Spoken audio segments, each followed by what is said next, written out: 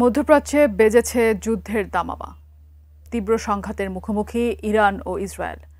Iran জুড়ে ইসরায়েলের ব্যাপক আক্রমণের পর এই সংঘাত আর সীমিত পর্যায়ে নেই বলেই মনে করছেন বিশ্লেষকরা। এমন পরিস্থিতিতে ইরানের সম্ভাব্য ক্ষেপণাস্ত্র হামলার ভয়ে আত্মগোপনে চলে গেছেন ইসরায়েলি প্রধানমন্ত্রী বেনিয়ামিন নেতানিয়াহু। প্রশ্ন হচ্ছে, কোথায় গেলেন নেতানিয়াহু? বিস্তারিত শেখ ফরিদের রিপোর্টে। মধ্যপ্রাচ্যের উত্তপ্ত ভূরাজনৈতিক অঙ্গনে এখন মুখোমুখি যুদ্ধে ইরান ও ইসরায়েল। ইরান জুড়ে ইসরায়েলের ব্যাপক আক্রমণের পর এই সংঘাত আর সীমিত পর্যায়ে নেই বলেই মনে করছেন বিশ্লেষকরা। ইসরায়েলের এই হামলার জবাবে আয়াতুল্লাহ খামেনি যে হুমকি দিয়েছেন সেটি শুধু হুমকিতেই সীমাবদ্ধ নয়। ইসরায়েলের হামলার প্রতিক্রিয়ায় ইরান যে শুধু প্রতিশোধ নেবে তার ইঙ্গিত বহু আগেই মিলেছিল। তেহরান জানিয়েছিল তারা একসাথে ৬০০রও বেশি হাইপারসনিক ব্যালিস্টিক ক্ষেপণাস্ত্র ছোড়ার সক্ষমতা অর্জন করেছে। এই তথ্য সামনে আসতেই নিরাপত্তা বিশ্লেষকরা জানিয়েছেন, ইসরায়েল যদি উত্তেজনা বাড়ায় তবে তার পরিণাম ভয়াবহ হতে পারে।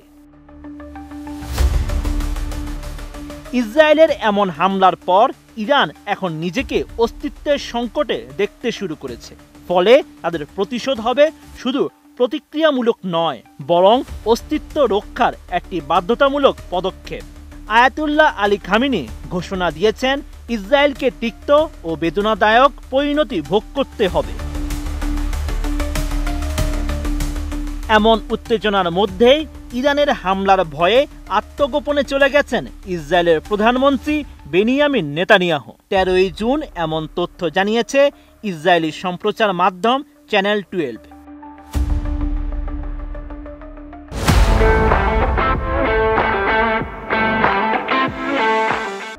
এর আগে ১৩ই জুন ভোর থেকে ইরান জুড়ে ধারাবাহিকভাবে সামরিক হামলা চালিয়েছে ইসরায়েল। এরপর ইরানের সশস্ত্র বাহিনী প্রতিক্রিয়ার প্রস্তুতি নিচ্ছে। এই অবস্থায় নেতানিয়াহুর অজানা স্থানে চলে যাওয়ার খবর এলো।